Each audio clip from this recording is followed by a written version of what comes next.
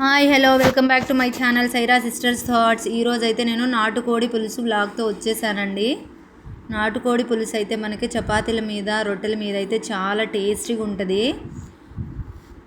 మేమైతే నాటుకోడి పులుసు పెట్టుకున్నప్పుడు చపాతీలు కానీ రొట్టెలు కానీ కంపల్సరీగా చేసుకుంటాము. కర్రీ ఎలా ఉండాలో ప్రాసెస్లోకి వెళ్ళిపోదాం. మేమైతే మా మమ్మీ వాళ్ళ ఇంటికి వచ్చాము. ఈరోజు అయితే ఈ కోడి పుంజును కట్ చేసేస్తున్నాము. మా ఆర్విన్ ఒకటే గోల చేస్తున్నాడు వద్దు తాత అని. కానీ మేము విన్నామా అరవింద్ మాట వినకుండా మా మమ్మీ డాడీ అయితే కట్ చేసేస్తున్నారు. ఇక్కడ మా అరవింద్ మా మమ్మీ వాళ్ళ ఇంట్లో 10 days ఉన్నాడు. ఆ కోడి పుంజుతో ఆడుకునేటోడట, అందుకే కొయ్యనియట్లేదు. కాకపోతే మేమైతే కట్ చేసేసాము. ఇక్కడ మా డాడీ అయితే కట్ చేసేస్తున్నారు.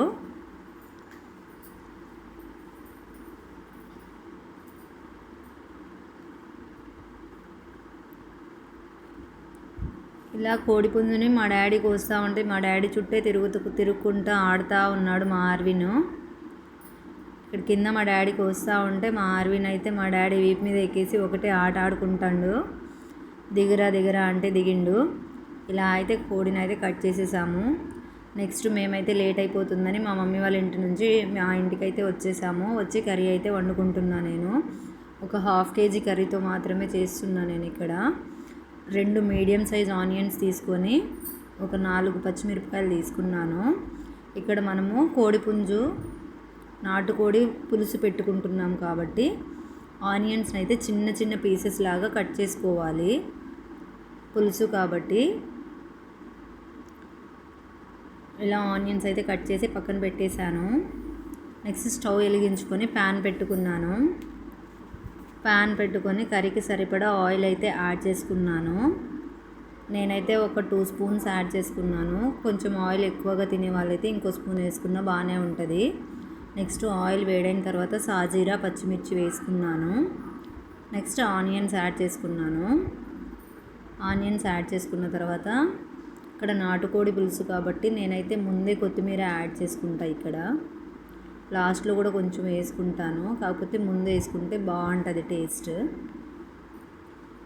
నెక్స్ట్ కొంచెం పసుపు, 1 స్పూన్ సాల్ట్ అయితే యాడ్ చేసుకొని అల్లం పేస్ట్ యాడ్ చేసుకొని మంచిగా ఫ్రై చేసుకోవాలి. ఇదంతా మంచిగా ఫ్రై అయిన తర్వాత చికెన్ యాడ్ చేసుకోవాలి. చికెన్ యాడ్ చేసుకొని మంచిగా ఉడికించుకోవాలి. ఇలా సిమ్లో పెట్టుకొని ఉడికించుకుంటున్నాను. ఒక 15 minutes అయిన తర్వాత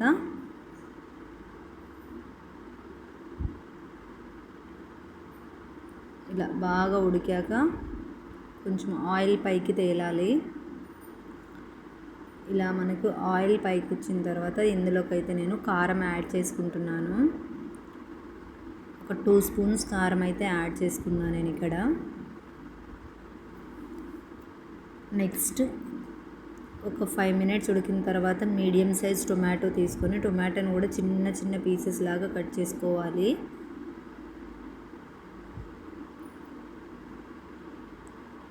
ఇలా టొమాటోస్ యాడ్ చేసుకొని ఉడికించుకోవాలి. ఇక్కడైతే ఒక 1/2 spoon సాల్ట్ మళ్ళీ యాడ్ చేసుకుంటున్నా, ఎందుకంటే టొమాటోస్ తొందరగా ఉడకాలి అని. నేనైతే ఇలా చేసుకుంటాను, ఒకేసారి కాకుండా. సాల్ట్ అయితే ఎప్పుడు అవసరమో అప్పుడు వేసుకుంటాను. మొత్తానికైతే ఒక 2 spoons సాల్ట్ వేసుకోండి, బాగుంటుంది. ఇలా చూసారు కదా, టొమాటోస్ బాగా ఉడికినాయి. నెక్స్ట్ ఇక్కడ నాటుకోడి సూప్ చేసుకుంటున్నాం కాబట్టి ఒక 1.5 లోట వాటర్ అయితే పోసుకున్నాను. ఇలా వాటర్ పోసుకున్న తర్వాత మంచిగా ఉడికించుకోవాలి. వాటర్ యాడ్ చేసుకొని మీడియం ఫ్లేమ్లో పెట్టుకొని ఒక 10 minutes పాటు ఉడికించుకోవాలి. ఇలా ఉడికించుకున్న తర్వాత లాస్ట్కి కొంచెం గరం మసాలా, 1 స్పూన్ ధనియాల పౌడర్ వేసుకున్నాను. వేసుకున్న తర్వాత ఒక 5 minutes ఉడికించుకొని లాస్ట్కి కొంచెం కొత్తిమీర యాడ్ చేసుకోవడమే. కొత్తిమీర యాడ్ చేసుకొని ఒక 5 minutes పాటు ఉడికించుకుంటే కర్రీ అయితే మనకి ఇక్కడ రెడీ అయిపోతుంది. చూసారు కదండి సూప్ ఎంత బాగా వచ్చిందో. మేమైతే ఈ ప్రాసెస్లో చేసుకుంటాము.